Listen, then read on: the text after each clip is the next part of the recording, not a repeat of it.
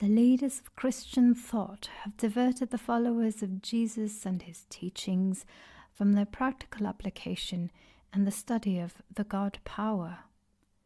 They have taught them to look upon his teachings as the experiences of the apostles after his time, instead of teaching them that the law upon which those teachings were based was an exact science which could be understood and experienced in the lives of all. The Orientals have made the scientific phase of their religion the supreme object of their study and attainment. In this, they have gone to the other extreme. In this way, both have consigned their religion to the realm of the miraculous and supernatural. The one has become absorbed in the wholly ethical, while the other has become absorbed in the scientific side only. Thus, both have shut out true spirituality. The monastic life of retirement, asceticism, and seclusion from the world, whether in Buddhistic or Christian monasteries, is neither a necessity nor is it the true method of attaining spiritual enlightenment, nor the realization of the perfect life of wisdom and power as brought forth by Jesus. These monastic systems have been in existence for many thousands of years, yet they have in no wise accomplished as much for the upliftment of the common people as did the teachings of Jesus in the few short years of his time here on earth.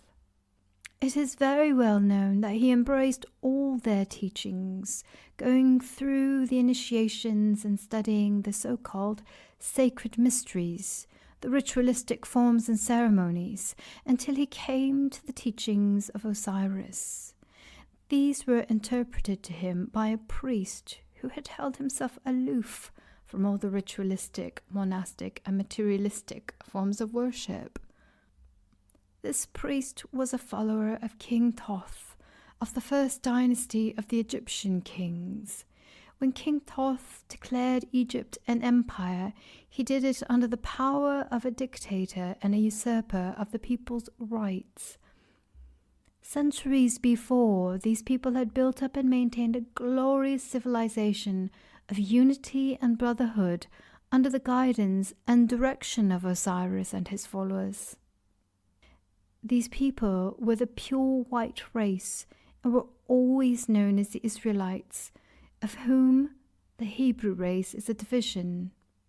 Thoth ruled wisely and attempted to maintain the Osirian teachings, but after his day, the dark and material concept crept in, as the Egyptian or dark hordes from the south, who had swept him into power, gained sway. The succeeding dynasties fell away from Osirian teachings, gradually took up the dark concept of the dark race, and finally practiced black magic entirely. Their kingdom soon fell, as all such kingdoms must fall. After Jesus had listened attentively to this priest and his teachings, he recognized their deep inner meaning.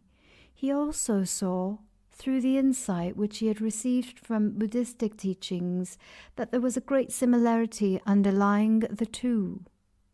He then determined to go to India over the old caravan route maintained at the time. There he studied the Buddhistic teachings, which had been preserved with a reasonable degree of purity.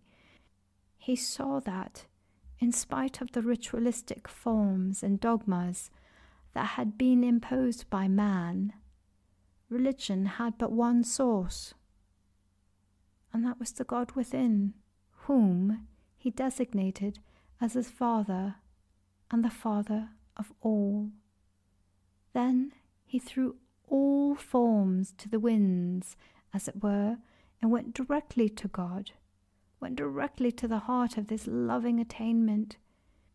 He soon found that this did not take long years of weary plodding through dogmas, rituals, creeds, formulas, and initiations which the priesthood were foisting upon the people in order to hold them in ignorance and, therefore, in subjection. He realized that that for which he was seeking was right within himself. He knew that in order to be the Christ, he must declare that he was the Christ. Then, with pure motive of life, thought, word, and deed, he must live the life he sought in order to incorporate it within his physical body.